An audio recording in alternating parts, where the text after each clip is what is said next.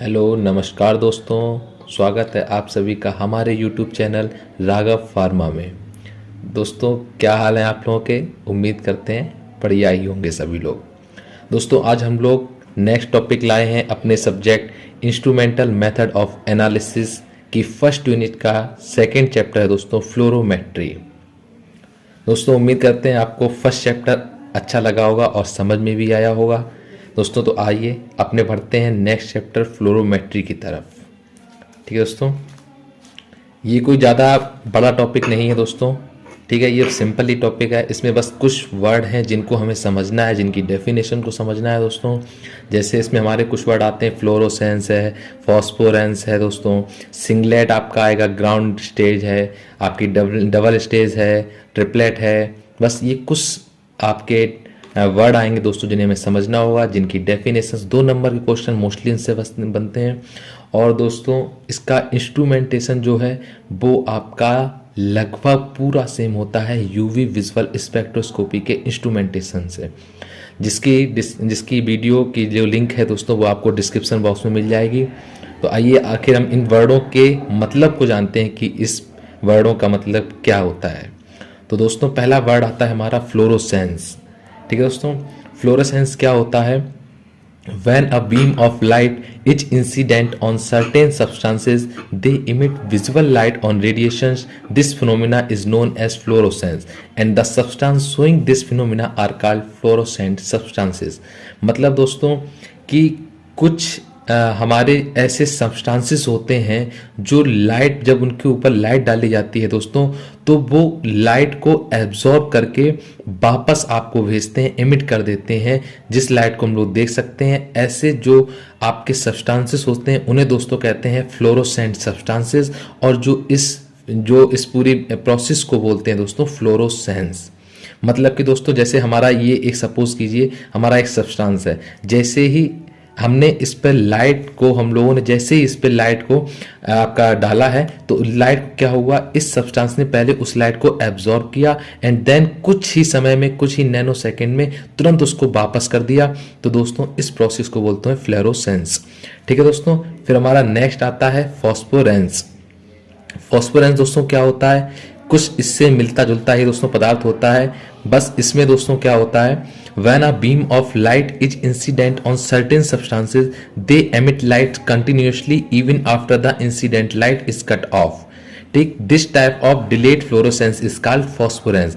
मतलब दोस्तों जैसे ही हमने इन सब्सटेंस पे जैसे ही लाइट डालते हैं तो वो पहले तो एब्जॉर्ब कर लेते हैं दोस्तों, पहले एब्जॉर्ब कर लेते हैं, और जैसे ही हम लोग लाइट को हटा देते हैं उसके बाद वो अपना आपकी उस लाइट को एमिट करते हैं आपको, तो करते हैं। इस प्रोसेस को ही दोस्तों बोलते हैं फॉस्फोरेंस, और ऐसे पदार्थों को बोलते हैं फॉस्फोरेंट सब्सटेंसेस दोस्तों। ठीक है, अब आप लोग हिंदी में समझिए दोस्तों, फ्लोरोसेंस क्या होता है। जैसे आप लोगों जब कभी रोड पे, हाईवे पे जाते होंगे तो देखते होंगे कि जो ग्रीन बोर्ड रोड के साइड में लगे होते हैं, तो कुछ तो ऐसे होते हैं जैसे जब तक उन पे लाइट पड़ती है तब तक तो वो चमकते हैं, लेकिन जैसे ही हमारी गाड़ी आगे बढ़ जाती है उस पर लाइट नहीं पड़ती है तो वो दिखना बंद हो जाते हैं।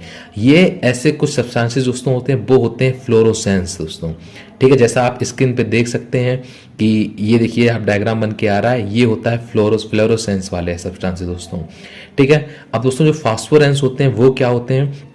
फास्फोरेंस दोस्तों होते हैं जैसे ही आपने उस सब्सटेंसेस पे लाइट दी तो उसने एब्जॉर्ब करना शुरू कर लिया। एब्जॉर्ब करने के बाद जैसे ही आपकी गाड़ी निकल गई या आपने उसको लाइट देना बंद कर दिया, उसके बाद तक देर तक वो चमकते रहते हैं। उस सब्सटेंसेस को बोलते हैं फॉस्फोरेंट सब्सटेंसेस दोस्तों। ठीक है, जो फ्लोरोसेंस दोस्तों होती है, फ्लोरेंस की जो आपकी टाइमिंग होती है, टाइम ड्यूरेशन होती है दोस्तों, वो आपकी होती है 10 टू दी पावर -12 से लेकर 10 टू दी पावर -9 सेकेंड दोस्तों। ठीक है, लेकिन जो फ्लोरोसेंस दोस्तों होता है, फॉस्फोरेंस दोस्तों जो हमारा होता है, इसकी जो आपकी टाइम ड्यूरेशन होती है वो दोस्तों होती है 10 की पावर -9 से लेकर 20 सेकेंड तक दोस्तों। ठीक है, ये पलक झपकते ही आपका दिखना बंद हो जाएगा, बट ये लगभग 20 सेकेंड तक आपको दिखाता रहेगा लाइट बंद होने के बाद तक दोस्तों। ठीक है, अब हम लोग अपने नेक्स्ट टॉपिक की तरफ बढ़ते हैं दोस्तों। इसका नाम है principle of fluorometry analysis. Principle of fluorometry analysis दोस्तों। तो प्रिंसिपल जानने से पहले हम लोग जानेंगे कि फ्लोरोमेट्री एनालिसिस दोस्तों क्या होता है। तो दोस्तों होता है द प्रोसेस और phenomena in which we find out the concentration of any unknown sample with the help of fluorescence and phosphorescence, this is called fluorometry analysis. मतलब दोस्तों ऐसी कोई प्रोसेस या ऐसा कोई फिनोमिना जिसमें हम लोग किसी अननोन ड्रग सैंपल की कंसंट्रेशन को पता करते हैं with the help of phosphorescence and और फ्लोरोसेंस, वो दोस्तों आपकी प्रोसेस कहलाती है फ्लोरोमेट्री एनालिसिस। मतलब दोस्तों किसी भी हम लोग अननोन सैंपल की कंसंट्रेशन को पता कर रहे हैं आपकी फ्लोरोसेंस और फॉस्फोरेंस की सहायता से, आपकी ऐसी प्रोसेस फ्लोरोमेट्री एनालिसिस कहलाती है दोस्तों। ठीक है, अब दोस्तों हमारा आता है प्रिंसिपल ऑफ फ्लोरोमेट्री एनालिसिस। दोस्तों पहले हम लोग प्रिंसिपल को समझने से पहले हमारे जो कुछ वर्ड आते हैं दोस्तों, जिनको हमारा कॉन्सेप्ट क्लियर होना बहुत जरूरी है दोस्तों। ठीक है, तो आपके वो वर्ड पहले समझते हैं, उनकी डेफिनेशन को समझते हैं, जिससे आपका प्रिंसिपल ऑटोमेटिक आपको दोस्तों आ जाएगा। तो जो हमारे कुछ वर्ड है वो दोस्त उसमें से आपका कुछ है सिंगलेट ग्राउंड स्टेट, सेकंड आता है डबलेट स्टेट, तीसरा आता है ट्रिपलेट स्टेट और चौथा आता है दोस्तों सिंगलेट एक्साइटेड स्टेट। ठीक है दोस्तों, तो सबसे पहले हम लोग देखते हैं सिंगलेट ग्राउंड स्टेट क्या होती है दोस्तों। एक ऐसी स्टेट दोस्तों जिसमें आपके सारे इलेक्ट्रॉन जो मॉलिक्यूल्स हैं वो आपके पेयर्ड होते हैं दोस्तों। ठीक है, वो आपके सारे पेयर्ड इलेक्ट्रॉन हो, ऐसी स्टेट आपकी सिंगलेट ग्राउंड स्टेट कहलाती है। दूसरा आता है दोस्तों डबलेट स्टेट।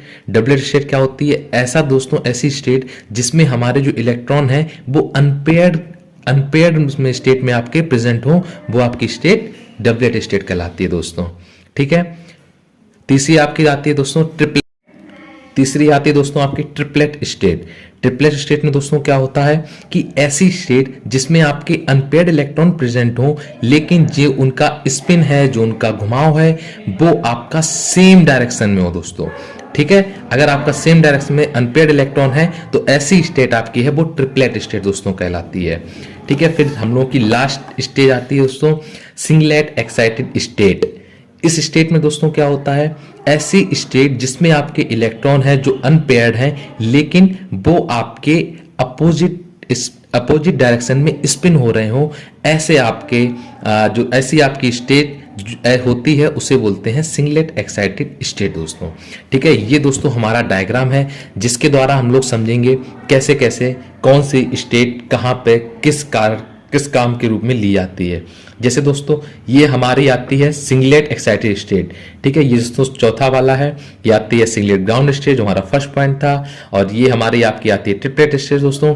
सबसे पहले जैसे मैंने आपको बताया था कि इसमें क्या होता है, जब हमारा कोई भी मॉलिक्यूल ग्राउंड स्टेट में होता है, जैसे उसको एनर्जी प्रोवाइड होती है दोस्तों, वो तुरंत ही आपका क्या है एक्साइटेड स्टेट में पहुंच जाता है।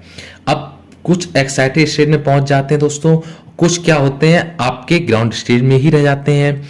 जो दोस्तों आपके एक्साइटेड स्टेट में पहुंच जाते हैं उसमें से क्या है, कुछ मॉलिक्यूल्स दोस्तों जो होते हैं वो आपके जाते हैं ट्रिपलेट स्टेट में दोस्तों।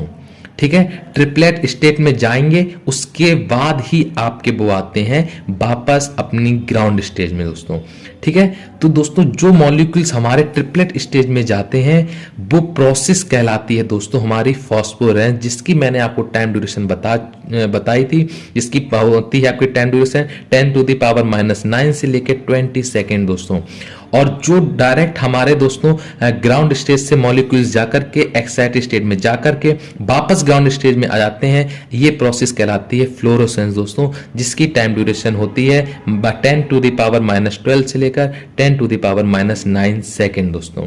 ठीक है, जो दोस्तों हमारे मॉलिक्यूल्स आपके एक्साइटेड स्टेज से ट्रिपलेट स्टेट के बीच में जाते हैं, उस आपकी क्रॉसिंग जो होती है उसको बोलते हैं इंटर सिस्टम क्रॉसिंग दोस्तों। ठीक है, अब इसकी थ्योरी की तरफ बढ़ते हैं दोस्तों। प्रिंसिपल है तो इसकी थ्योरी तो लिखना बनता है, वरना एग्जामिनर बोलेगा कि डायग्राम बनाने से कुछ नहीं होता है, आपको मार्क्स कम मिलेंगे दोस्तों। तो इसकी थ्योरी जो बस आपको दोस्तों वही लिखना है जो मैंने आपको इसमें समझाया इस डायग्राम को लेके, बस यही चीज दोस्तों आपको लिखनी है। क्या है, आइए एक बार पढ़ लेते हैं। When molecules are irradiated by light of the suitable wavelength, it will absorb and the molecules more from ground state to first excited singlet state as a result of absorption. From the excited singlet state, the following phenomena takes place.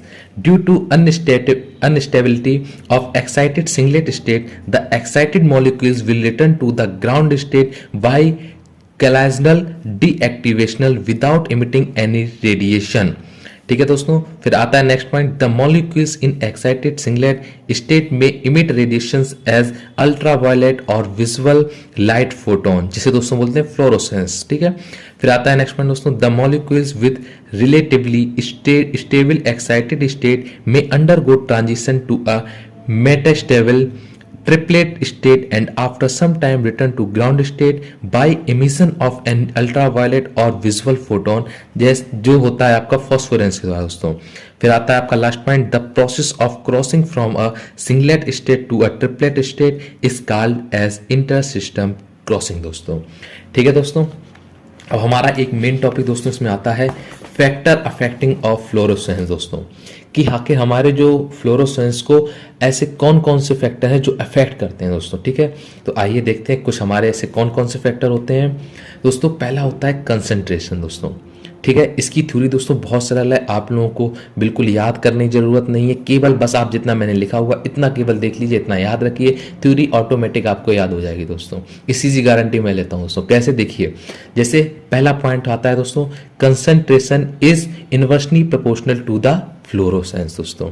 मतलब अब आपको इसकी theory में दोस्तों क्या लिखना है, when the concentration is increased then the fluorescence is decreased and when the concentration is decreased then the fluorescence is increased। मतलब दोस्तों केवल आपको इतना लिखना है कि जब कंसंट्रेशन बढ़ती है तब फ्लोरोसेंस घटती है, जब फ्लोरोसेंस आपकी बढ़ेगी तो कंसंट्रेशन घटेगी दोस्तों। ठीक है, केवल यही चीज दोस्तों लिखनी है, कुछ आपको एक्स्ट्रा नहीं इसमें लिखना है। फिर सेकंड पॉइंट आता है दोस्तों, oxygen in is inversely proportionally to fluorescence दोस्तों। ठीक सेम आपको वही लिखना है कि जब जब ऑक्सीजन आपका बढ़ेगी तब तब फ्लोरोसेंस घटेगी, जब जब ऑक्सीजन घटेगी आपकी तब तब फ्लोरोसेंस बढ़ेगी आपकी दोस्तों। ठीक है, सेम आपका दोस्तों आता है third point, photo decomposition. Photo decomposition का भी वही चीज है, इनवर्सली प्रोपोर्शनल है टू द फ्लोरोसेंस दोस्तों।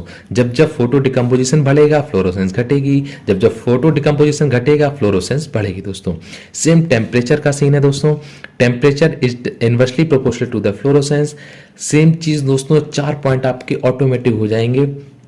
टेम्परेचर में दोस्तों वही सेम चीज आपको लिखनी है।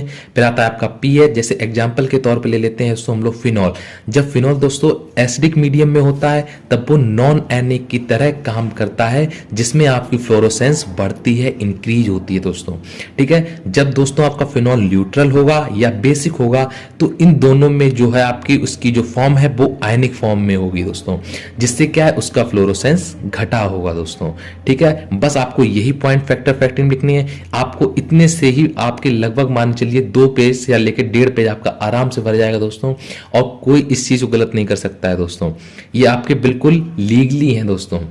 ठीक है, तो अब दोस्तों आपका जो उसका बचा है केवल इंस्ट्रूमेंटेशन दोस्तों, वो केवल मैंने आपका इसीलिए इसमें शो नहीं किया, इसी में नहीं बता रहा हूं क्योंकि मैंने जैसे वीडियो की स्टार्टिंग में आपको बताया कि उसका इसका जो आपका इंस्ट्रूमेंटेशन है वो आपका सेम आपका है आपका यूवी विजुअल स्पेक्ट्रोस्कोपी की तरह दोस्तों, जिसकी जो लिंक है वो आपको इस वीडियो की डिस्क्रिप्शन बॉक्स में आपको दोस्तों मिल जाएगी।